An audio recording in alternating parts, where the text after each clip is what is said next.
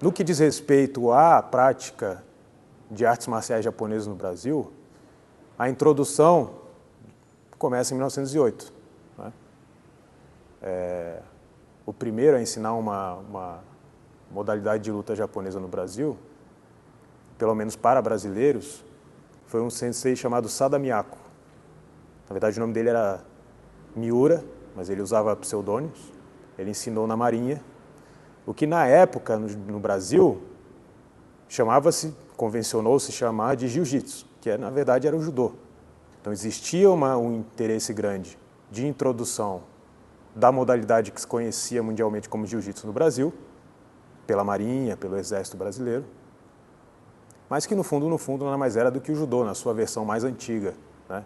Antes do judô ser incluído nos Jogos Olímpicos, antes do judô ter uma forma, antes do judô se tornar uma prática internacional no sentido de ter um campeonato mundial, de ter competições continentais. E naquele momento o principal interesse era na modalidade como ferramenta de defesa pessoal, de instrução de soldados, etc. Mas é claro que a gente tem que considerar a questão da própria imigração japonesa, que foi muito importante para o desenvolvimento do judô no Brasil. Mas muitas pessoas não entendem, com relação à história desse judô no Brasil, que a prática do judô, tal como era feita no Japão, até o fim da Segunda Guerra Mundial, era muito restrita à colônia japonesa. Esse jiu-jitsu, portanto, que era praticado na Marinha, no Exército, que depois se tornou o que hoje a gente convencionou chamar de jiu-jitsu brasileiro, ele recebeu uma série de influências dentro do Brasil, de outras modalidades de luta, porque se entendia jiu-jitsu, a palavra, o termo jiu-jitsu, se entendia como uma modalidade completa.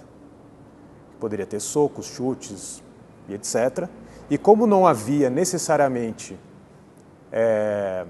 especialistas japoneses, por exemplo, na época, de karatê ou de outras modalidades do tipo, muitas dessas influências vieram de modalidades como o boxe, como a capoeira e tantas outras. E isso formou meio que se convencionou a chamar de jiu-jitsu no Brasil, que era, a gente pode dizer, a forma de judô mais praticada entre os brasileiros. Então, voltando, judô como praticado no Japão, com as regras da Kodokan, com os katas da Kodokan, era algo muito restrito ainda à colônia japonesa. Em 1933, dentro da colônia japonesa, se criou uma primeira organização para regular a prática do Budô no Brasil, entre os japoneses. Se chamava Hakoku Jukendo Renmei. Esse Jukendo era a combinação de judô e kendo. Mas ainda assim outras modalidades, outras práticas também acabavam fazendo parte dessa organização. E existiam até mestres de jujutsu dentro da organização. Então nós tivemos dentro da colônia japonesa professores de escolas antigas de jujutsu, né? No entanto, esse tipo de prática não se espalhou pelo Brasil, entre os brasileiros, propriamente dito. Como eu falei, a prática em si de jiu-jitsu, como era chamado, era um produto muito do contexto brasileiro. Vem a Segunda Guerra Mundial, essa organização dentro da colônia japonesa ela é dissolvida pelo governo brasileiro. Em 1941, pela primeira vez, se organiza a prática do esporte no Brasil de maneira centralizada pelo governo. Isso vai refletir no Aikido posteriormente. E se decide, em 1941, que criar legalmente, por força de lei, uma confederação chamada Confederação Brasileira de Pugilismo, que passa a controlar todas as modalidades de combate no Brasil, talvez com exceção da esgrima europeia. E, portanto, após a Segunda Guerra Mundial, quando esse jiu-jitsu, esse judô, ele passa a querer se organizar, ele passa a ser controlado pela Confederação Brasileira de Pugilismo. Então o judô ele não tem uma federação própria. Então esse é um ponto muito importante, no sentido de que há uma estrutura central que organiza todas as modalidades a partir de agora, que acima da Confederação Brasileira de Pugilismo estava o Conselho Nacional de Desportos. Além disso, essa lei de 1941, o Decreto-Lei 3.199 de 1941, ele determina que as federações criadas no Brasil, federações ou confederações, elas devem buscar obedecer os regulamentos das federações internacionais. Então, o que acontece? A partir da década de 1950, quando surge a Federação Internacional de Judô, a partir de então, tudo aquilo, jiu-jitsu ou judô, passa a ter que ser regulado pelo que dizia a Federação Internacional. Então, o judô, que existia uma prática muito específica antes da Segunda Guerra Mundial no Brasil, esse jiu-jitsu, judô, que era entendido como a mesma coisa até 1940, 1950 no Brasil, passa a ter que seguir uma regra, uma forma muito específica de ser ensinado, de ser praticado, de ter competições no Brasil. Então isso acaba modificando a relação que existe do judô com forças de segurança, com o exército, etc. Por quê? Porque o judô era visto até então como uma forma de defesa pessoal e a partir de 1950 passa a ser visto exclusivamente como um esporte.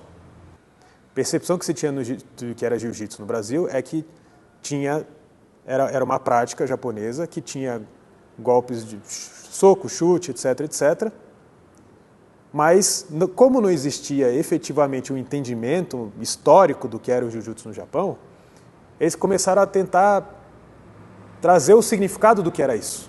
Então o que é isso? É uma modalidade que tem várias coisas. Então quando o judô passou a ser aplicado dentro da regra internacional, o que se dizia era basicamente, não, o judô ele é um elemento do jiu-jitsu, que é o elemento de projeções, etc. Então o que são os outros elementos do jiu-jitsu? E aí começou a se explicar esses outros elementos através do nome de outras modalidades. Então o karatê é a parte de golpes traumáticos, de socos e chutes do jiu-jitsu. O aikido é a parte de torções. Então quando o aikido começa a ser introduzido, a ideia do que era o aikido, porque ainda não existia a prática efetivamente, na metade dos anos 50, principalmente por professores de judô, a ideia era um pouco essa, que o aikido era assim como o judô, era um dos elementos dentro do que seria o jiu-jitsu, dentro desse entendimento de época. E por isso que com o tempo o aikido foi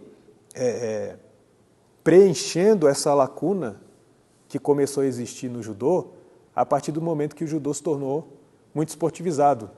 Não só porque o judô se tornou muito esportivizado no sentido de que a prática ficou muito mais restrita, ou seja, as pessoas começaram a praticar o judô mais para ganhar competições e por isso muitas coisas deixaram de ser praticadas, mas também porque muitos professores de judô no Brasil nunca chegaram a aprender a parte de kata, nunca chegaram a aprender uma série de coisas que vinham do passado do judô e que a Segunda Guerra Mundial criou uma espécie de ruptura mesmo, né? E a gente vê que mesmo dentro da comunidade japonesa, um exemplo, né, que no caso do Aikido acho que é bem emblemático, que é do Ono Sensei.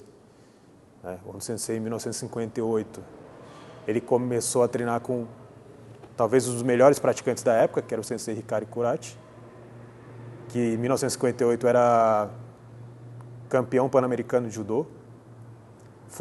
É o único caso que eu conheço assim dos praticantes de judô anteriores à Segunda Guerra que se naturalizaram brasileiros para continuar participando das competições da federação, porque muitos passaram a poder participar somente dos eventos da colônia japonesa após a Segunda Guerra, quando o judô é formalizado.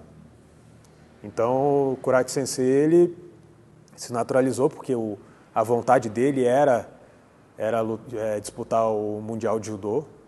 Acabou que não conseguiu, porque o Brasil, por uma série de questões políticas, não participou do primeiro Campeonato Mundial de Judô. Mas ele participou do Pan-Americano e venceu o Pan-Americano de Judô em Cuba. E era um dos grandes nomes do judô na época. Até o irmão dele, o Manabu Kurachi, também foi campeão brasileiro, enfim. E o Ono Sensei ele começou pelo judô até 1963, quando ele passa a treinar com o Kawai Sensei, porque vê que o Aikido é exatamente o que ele estava buscando, né? Então a gente vê que o Aikido conseguiu preencher uma lacuna que o judô acabou deixando muito forte. Essa é uma percepção, inclusive, de alguns pesquisadores, não tratando especificamente de Brasil, mas que muitos elementos que o judô acabou perdendo ao longo do tempo desse processo de esportivização o Aikido conseguiu preencher, né, em vários lugares do mundo, né? Então, talvez por isso, quando a gente olha para a história do Aikido, assim que o Aikido começa a ser implementado no Brasil, muitos dos praticantes eram antes praticantes de Judô, porque existia essa procura. Não somente isso, a gente vê que o Aikido, que surge o interesse pelo Aikido, por exemplo, dentro da polícia, e em outras organizações desse tipo. A apresentação mais antiga de Aikijutsu, que eu encontrei até hoje, ela é de 1956. É um evento de Budô, me parece, pelo que diz, porque é um jornal da colônia japonesa, então me parece que era um evento dentro da colônia japonesa. Tem uma apresentação de Kendo e de Karatê. Essa apresentação de Karatê mais especificamente, né? Quem cuida dela é o Sensei Harada, quinto Dan, que é talvez o introdutor do Karatê. Outras pessoas antes já tinham, outros praticantes de Karatê anteriores aparentemente já tinham vindo para o Brasil, mas ele em 1955 é quem efetivamente começa essa introdução do Karatê no Brasil. E nessa apresentação dele de Karatê, com mais ou menos 7 alunos, há uma apresentação que eles chamam de Aikijutsu. E está escrito na matéria que é a primeira vez que é apresentado no Brasil. Além disso, já havia um professor em Mogi das Cruzes, aqui em São Paulo, no estado de São Paulo, chamado Tamotsu Taniguchi. Ele era um praticante de Kendo e de Hakoryu. Hakoryu, uma escola descendente do Daitoryu, fundada por Okuyama Ryuho. Ele era, até a metade dos anos 50, ele era tratado como o quarto dan de Hakoryu, e depois, nos anos 60, eles usam o termo Aikido já. Bom, depois dessa apresentação de 1956, quando a gente fala de apresentação para os brasileiros, talvez das apresentações que eu já pude encontrar em documentos, há uma apresentação em 1960, no Campeonato Paulista de Judô. Quem faz essa apresentação é, de novo, o Sensei Harada, do Karatê, mas ele serve como, ao que parece, o quê de um outro praticante de Aikido chamado Kimitsugu Kawai. Os dois eram ex-alunos da Universidade de Waseda. Kimitsugu Kawai foi um praticante de beisebol, né, um atleta de beisebol da Universidade de Waseda. E na época ele veio para o Brasil muito mais por questão do beisebol do que efetivamente da prática de artes marciais. Mas como ele era, além de terceiro dan de judô, um professor de Aikido, pelo menos coloca ele como professor de Aikido na matéria, ele faz essa apresentação e o Sensei Harada auxilia ele na apresentação. Se há ou não alguma relação do Sensei Harada com o Aikido, eu não conheço, não consegui descobrir, mas ele está envolvido nessas duas apresentações, né? Ainda assim, o Aikido não tinha ainda sido efetivamente introduzido no Brasil, porque ainda não existiam...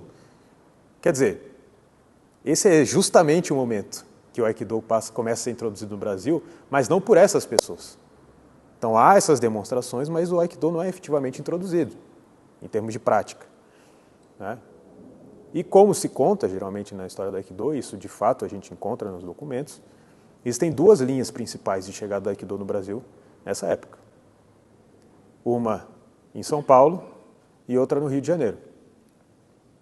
Sensei Kawai chega primeiro, né, ele chega em 1957, mas inicialmente, pelo menos nas matérias que se tem acesso nos jornais da colônia japonesa, ele está muito mais ligado à prática da medicina terapêutica, acupuntura, mocha-bustão, alguns tipos de outras práticas. Ele funda um instituto, chamado Instituto Kawai nessa época, percorrendo, na verdade, o interior de São Paulo, inicialmente, até em 1960 chegar em Londrina. Ele permanece em 1960 em Londrina, até que ele sai em direção à Europa, que ele teve contato com o Sensei Aritoshi Murashige, e que ele recebe essa, vamos dizer, essa incumbência de introduzir o Aikido no Brasil. E logo em 1963 é quando a gente tem a primeira notícia de demonstração do Sensei Kawai em São Paulo, né? Uma demonstração para a polícia. Ele ainda usa o nome de Aikibudo, né? Logo em 1964 ele já formaliza, né, oficializa o nome da Associação Brasileira de Aikibudo. Na época ele ainda usou o termo Aikibudo, ainda não Aikido. Em uma das matérias em que ele fala sobre esse instituto e comenta sobre todas as influências dentro da prática terapêutica dele, ele lista uma série de outros métodos também, e ele também cita alguns estilos ainda não com o nome de Aikido. Então ele fala em Daitoryu, ele fala em Hakoryu e também Takeda-ryu. Esse Takeda-ryu, no caso, seria o do Ichi-oba, ou Kazu-oba, né? Que tudo isso ele teria aprendido aí através desse... nessa época em que ele era um discípulo do Sensei Saito Torataro. E ele começa esse trabalho a partir de então. Então a gente tem essas duas linhas de Aikido, e isso é muito interessante que elas começam a sua história praticamente ao mesmo tempo. Enquanto o Sensei Kawai está na Europa, chega ao Brasil o Sensei Teru Nakatani, né? Apesar dele ter chegado no estado de São Paulo, ele vai logo para o Rio de Janeiro, e ele se une dentro dessa iniciativa de ensinar o Aikido com alguns professores japoneses que moravam no Rio de Janeiro. Então o Sensei Nagashima, o Sensei Ogino e o Sensei Yamamoto. Então inicialmente ele começa a ensinar no dojo do Sensei Ogino, no final de 1961. Em 1962 ele já faz uma demonstração de Aikido numa competição de judô, que era uma competição de judô em homenagem à Marinha, né? Esses mestres japoneses de judô no Rio de Janeiro, eles tinham essa ligação com o exército, com a Marinha. Eram de uma linha um pouco, a gente poderia dizer, um pouco mais de judô tradicional no Rio de Janeiro. E depois de ensinar no dojo do Sensei Ogino, ele vai ensinar junto com o Sensei Yamamoto, que era um sensei da Kodokan, que veio morar no Brasil. E depois ele é chamado pelo Sensei Jorge Medi, que no meio dos anos 60 ali era muito famoso, foi campeão brasileiro de judô, viveu no Japão, né? E também se interessava pela prática do Aikido. Até que posteriormente ele vai para a Academia Nippon, que, ao que tudo indica, né, era ligado ao Sensei Nagashima. Todos esses mestres de judô, eles eram ligados de alguma maneira, não era uma coisa isolada, né? Então ele estava ligado a esses mestres japoneses do judô que moravam no Rio de Janeiro. E há um crescimento bem interessante, né, do Aikido através do Sensei Teru Nakatani, principalmente porque ele se torna uma pessoa relativamente famosa. Em 1972 ele resiste a uma tentativa de assalto, e aí isso leva ele para os jornais, apesar dos jornais na época colocarem ele como professor de judô, como praticante de judô, apesar de que ele treinou judô também, né, no Japão antes de começar a treinar Aikido, né? Ele, na verdade, chegou no Aikido através do Tada Sensei, Hiroshi Tada Sensei. Os dois faziam parte de um curso de Shinshin Toitsudo, do Nakamura Tenpu. E aí, lá nesse curso, ele acaba conhecendo o Aikido, ouvindo falar sobre Aikido e começa a praticar, né, através dessa ligação que ele teve com o Tada Sensei, né? E o que se conta é que, na época, ele era uma liderança sindical no Japão e acabou tendo muitos problemas lá por causa disso, e é uma das razões que supostamente ele também levou ele a vir para o Brasil para tentar novas oportunidades, né? E o fato é que até 1975 houve esse crescimento, mas ele levava esse ensino do Aikido juntamente com uma empresa que ele tinha. E em 1975 fica muito difícil dele lidar com as duas coisas, porque ele tem que viajar e etc. E é quando ele vai para o Japão, né? Ele vai para o Japão para procurar alguém para substituir ele no Rio de Janeiro nas aulas, né? E através de um conhecido dele, tinha um aluno chamado Ichitami Shikanai. Então o Sensei Shikanai vem em 1975 para o Brasil e assume, né, essa linha de Aikido que vem do Sensei Teru Nakatani. Por outro lado, uma coisa que ajuda muito o Aikido a crescer nesse período é que a gente tem o boom dos filmes de artes marciais, a partir da década de 70, crescendo nos anos 80. Muitos professores de Aikido, quando são perguntados, como é que você começou? Muitos ligam, por exemplo, ao seriado Kung Fu, com David Carradine. Já no final dos anos 70, tem um filme que contava um pouco sobre a história do fundador do Aikido, de uma maneira romanceada, também veio para o Brasil. E a gente tem esse período que evolui, né? Dos anos 70, 80, os filmes de arte marcial vão ficando cada vez mais conhecidos. Muitas pessoas começam a prática de artes marciais por causa dos filmes, né? Isso perdura por um longo período. Até 2007, 2010, a gente ainda tem isso muito forte. Então, de certa maneira, o Aikido ele conseguiu se aproveitar um pouco disso e teve, como talvez o rosto mais conhecido, o Steven Seagal. Outra coisa que eu acho que é importante falar também é que essa chegada desses filmes, né, de certa maneira, reacenderam essa ideia da arte marcial como forma de se defender, né? Porque, querendo ou não, logo após a Segunda Guerra Mundial, a gente vê um crescimento muito acentuado de modalidades que são esporte, como o próprio judô. Então, quando chegam esses filmes, já na década de 70, 80, 90, né? Querendo ou não, há essa procura quando você olha esses personagens desses filmes se defendendo de várias pessoas, etc., né? Buscar a prática como um meio de defesa pessoal, né? E aí quando você olha para uma modalidade que ela já se esportivizou a tal ponto de que ela perdeu esse elemento da defesa pessoal, você começa a querer buscar outra coisa. Foi um período que o Aikido conseguiu experimentar um crescimento interessante por causa disso também.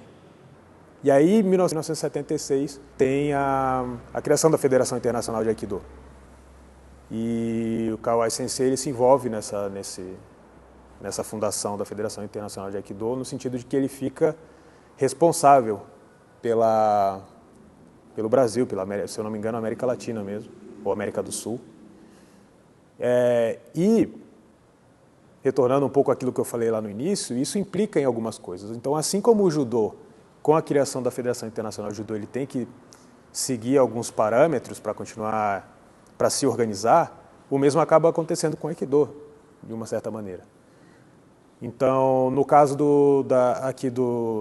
da linha do Sensei Kawai, tinha sido criada a Associação Brasileira de Aikibudo, né? Então não foi criada exatamente uma federação. No caso do Rio de Janeiro, foi criada a Associação Carioca de Aikido. Até posteriormente, quando o Sensei Martins, que foi aluno do Teru Nakatani, ele vai para Brasília, ele também cria lá a Associação Brasileira de Aikido.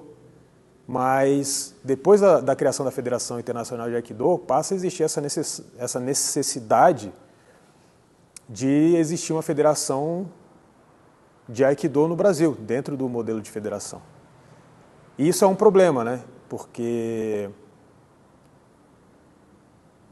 essa legislação que vinha desde 1941, ela estabelecia que para você ter uma federação, você precisaria ter um esporte. E o Aikido não era bem um esporte. Na realidade, o Sensei Nakatani já tinha percebido em 1968 esse problema. Quando eles criam uma competição de Aikido, já em 1968 no Rio de Janeiro, eles criam um evento competitivo de Aikido, né? Por causa desse tipo de situação. Mas, no final das contas, começa a se usar esse sistema de associação para criar algum tipo de formalização, né, do Aikido. Mas, a partir do momento que existe uma federação internacional e você vai se ligar a essa federação internacional, você tem quase que a obrigatoriedade de ser você também uma federação. Então, o que acontece no caso do Aikido é que é criada a Federação Paulista de Aikido. E para a criação da Federação Paulista de Aikido, é necessário criar uma forma de regulação, algum tipo de regulamento do Aikido, como se fosse um esporte, para que fosse criada a federação, né? Então, logo depois do surgimento da Federação Internacional de Aikido em 1976, há um evento que o Doshi Kishomaru Ueshiba ele vem ao Brasil em 1978 e começa a se organizar todo esse movimento para a criação da Federação Paulista de Aikido. E aí é quando surge essa organização. Querendo ou não, quando surge a FEPAI tem que ficar ligada à Confederação Brasileira de Pugilismo, porque não existia uma Confederação Brasileira de Aikido. Mas isso gera um novo problema. Assim como já entendido na época do pessoal do judô, que só conseguiu se livrar dessa situação em 1972, você acaba sendo subordinado a um grupo que não entende nada da sua modalidade. Ou seja, tem o pessoal do boxe, querendo ou não, né, que domina a confederação, e você está com uma modalidade completamente diversa, você não vai ter necessariamente muito diálogo, assim, de fato, para resolver alguma coisa, você fica quase que sozinho, ou você acaba sendo dominado por aquele que está acima de você. No caso do Aikido, muito provavelmente, o que aconteceu na época é que não existia uma relação direta. Ou seja, os dirigentes do boxe, eles deixaram o Aikido seguir o caminho dele. Mas, ao mesmo tempo, também não tinha como formar uma confederação brasileira. Outra questão que acaba sendo colocada a partir do momento que há uma federação é que o Aikido passa a ficar sob o guarda-chuva do Conselho Nacional de Desportos. E há uma série de obrigações também com relação ao registro dos praticantes, né? Então, por um lado, né, se a gente for pensar até aquele momento, a estrutura de organização do Aikido, ela seguia uma organização muito mais tradicional, no sentido de que eram os próprios senseis, a graduação que eles tinham, a conexão que eles tinham com as organizações do Japão, por exemplo, a Aikikai, né? Isso era o determinante para a sua graduação ser reconhecida, para você se colocar dentro do meio do Aikido, de você ser alguém reconhecido como alguém dentro do Aikido, como professor, como praticante, a sua própria habilidade, etc. A partir do momento que existe uma federação, o sistema ele se transforma. Porque antes era um sensei, por exemplo, no caso do Sensei Kawai, ele que trouxe o Aikido para o Brasil, ele tinha uma alta graduação, foi ele que informou os professores, mas quando você tem um sistema federativo, agora não é mais uma figura do mestre, agora é a figura do presidente da federação, ou do presidente de honra, ou se não é o Sensei Kawai mais que é o presidente, é outra pessoa, como ele vai lidar com essa pessoa que foi professor dele, né? Todas essas são questões muito, eu diria até emblemáticas no meio do Budô, porque, querendo ou não, a forma como o Budô se organiza e as relações entre as pessoas, entre aluno e professor, elas são muito significativas. E quando você transforma isso para um outro sistema, as relações elas são muito mais, às vezes, até jurídicas. Quem detém o poder segundo o estatuto? O que o estatuto fala sobre isso? Existe um conselho? Como é que funciona, né? Então, querendo ou não, acaba havendo um atrito, né? Acaba havendo um atrito e uma série o Sensei Kawai se afasta, né? Da federação. E a partir desse momento, também a partir do final dos anos 80, quando há uma modificação na legislação e assim por diante, o Aikido acaba se fragmentando em uma série de grupos. Tem a criação da Brasil Aikikai, tem a criação de outras associações. Tem também, aí no final dos anos 80, início dos anos 90, também a chegada de alguns, não chegada, né, mas a introdução de algumas outras vertentes do Aikido. O Sensei Hiro Fumitada, por exemplo, ele chega no Brasil no final dos anos 70, mas efetivamente no final dos anos 80 ele começa a ensinar Aikido já da vertente do Sensei Kenji Tomiki, né, que vai se oficializar ali em 1992, 1993, por aí, como uma federação própria. Existem alguns outros praticantes de Aikido já no Brasil que passam a se ligar ao Yoshinkan. Início dos anos 90, o Yoshinkan cria também a sua federação internacional e isso estimula alguns praticantes, alguns professores a se ligarem ao Yoshinkan. Existem também alguns professores que, desde a saída do Koichi Torrei e do Daikikai, também vão buscar o Ki Aikido, né? Então, tem essa pequena, vamos dizer assim, multiplicações de diferentes vertentes do Aikido, né, que vão crescendo no Brasil, né? Que, de certa maneira, por um lado, é interessante, né? Porque se a gente for ver até, por muito tempo, a gente tinha uma linha mais específica, né, vindo do Daikikai. Mas, por outro lado, para o próprio Aikido, em momentos mais difíceis, né, você vai ter como é que eu posso dizer? Você vai ter uma certa desunião no momento de fazer certos projetos, né? se a gente for pensar assim, né?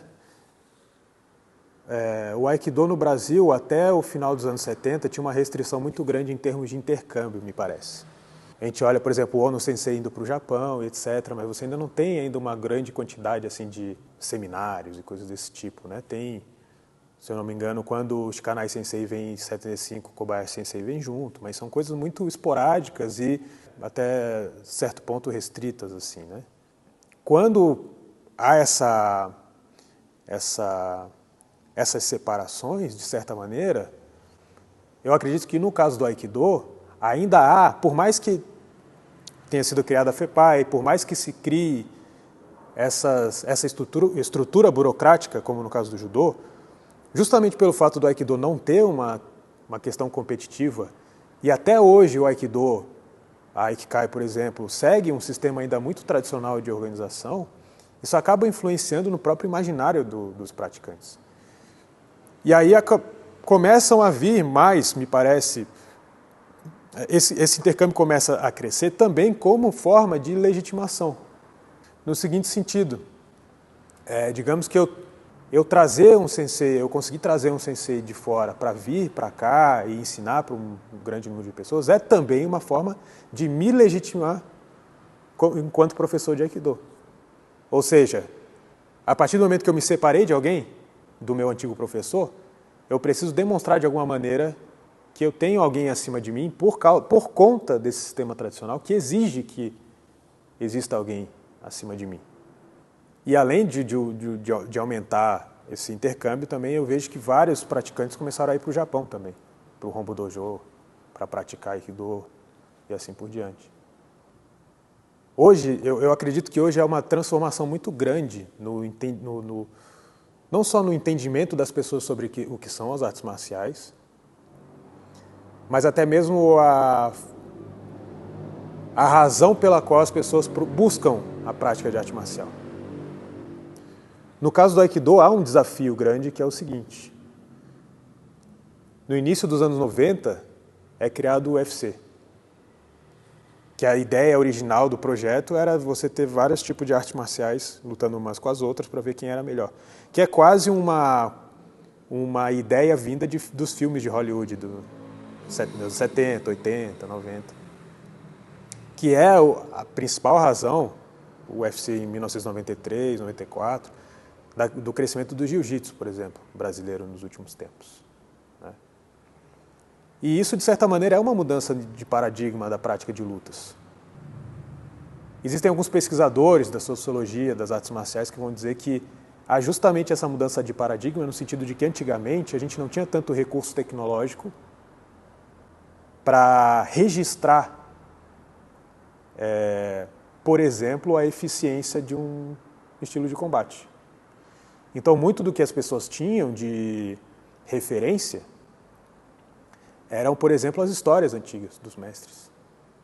Não é? Então, se contavam aquela história daqueles mestres, ou, por exemplo, a antiguidade de um sistema de luta. Por isso que a gente vê por isso que a gente vê tanto no passado, quando alguns sistemas são introduzidos no Brasil, se falar que remontam a 1000 anos, 2000 anos, né? Então você leva para uma época de grandes combates entre exércitos, e aquele estilo ele já estava ali e por isso ele tem de alguma maneira, a sua eficácia, a sua eficiência comprovada. Né? Mas aí a gente chega em 93, em que há uma certa separação entre o que era arte marcial e o que era um esporte de combate. Muitas pessoas viam esportes de combate como menos eficientes do que artes marciais, porque artes marciais eram mais práticas, coisas voltadas para a rua, esportes de combate eram menos, porque eles eram voltados para uma regra esportiva. Esses filmes de Hollywood, eles criam esse momento em que você olha esses personagens lutando contra várias pessoas e usando sistemas de defesa pessoal. Mas aí, a partir da criação do UFC, que coloca modalidades diferentes de luta, começa a existir esse questionamento. Onde que está a sua modalidade, por que ela participa, por que não participa, por que as técnicas que você usa eu não vejo existindo lá. Então esse é um ponto. E o segundo ponto a gente está agora no momento em que a tecnologia nos permite ver vídeos aqueles que a gente quiser, sobre aquilo que a gente quiser, no momento que a gente quiser. A maior parte das pessoas passa o dia inteiro na frente de um celular, olhando essa ou aquela coisa. E aí cria essa referência também. Ora, se aquilo que você pratica, se você conta que o que você faz é eficiente ou eficaz, me mostra um vídeo do que você faz sendo utilizado em um momento assim, que não é da natureza do Aikido fazer estabelecer esse tipo de relação, porque não adianta alguém falar, ora, por que o Aikido não está no UFC, não está lutando MMA? Não é da natureza do Aikido fazer isso. Né? Então, como que faz essa... Como o Aikido, enquanto prática de defesa pessoal, se coloca dentro desse novo paradigma? E por mais que você seja de uma linha de Aikido, que talvez você tenha um entendimento do que é a prática de Aikido, e você olha para outra linha de Aikido e você discorda de grande parte daquilo que aquela pessoa faz, alguém que não é do Aikido, quando olhar aquele outro praticante fazendo alguma coisa na internet, para ele aquilo é Aikido. Então, a partir do momento que você não tem no mínimo, um padrão do que é o Aikido, de uma maneira mais clara, aquele que desconhece o Aikido, ele não tem como discernir as linhas de Aikido, qual é esse estilo de Aikido, qual é esse outro estilo de Aikido. Tudo para ele é Aikido. Então, como se colocar nesse mundo em que a pessoa pode ter facilmente contato com algo do Aikido que, por exemplo, digamos que eu fizesse parte de uma determinada linha de Aikido, eu acredito que aquilo não é uma prática boa de fato, ou uma prática, como é que eu posso dizer, feita da maneira correta. É difícil saber, quando se depara com a quantidade de informação que a gente tem sobre Aikido hoje na internet, quais são as mais ou menos confiáveis. Principalmente por causa desse dilema. Quando você tem um sistema de combate que ele tem uma competição, é só você olhar a competição. Judô, jiu-jitsu, boxe que fosse. Alguém fala sobre algum tema de jiu-jitsu na internet, de judô na internet. Qual é, na prática, na competição, como que você faz? Quando não há esse elemento, qual é o ponto de referência? Quem não é do Aikido não sabe sobre Aikikai ou outros estilos de Aikido, qual é a diferença, qual não é. Só a partir do momento que a pessoa começa a estudar um pouco o Aikido, vai saber um pouco sobre isso. Então, como que vai se fazer? Né? É um dilema. Eu acho que é um dilema que se coloca para o Aikido nesse momento. Porque antes, imagina numa época que o Aikido chega no Brasil e você ouve pela primeira vez, por exemplo, num jornal sobre o que é o Aikido. O jornal ele não vai te passar necessariamente imagens. Né? Demorou um tempo até virem os primeiros vídeos de prática do Aikido fora do Brasil, até para os praticantes de Aikido terem acesso.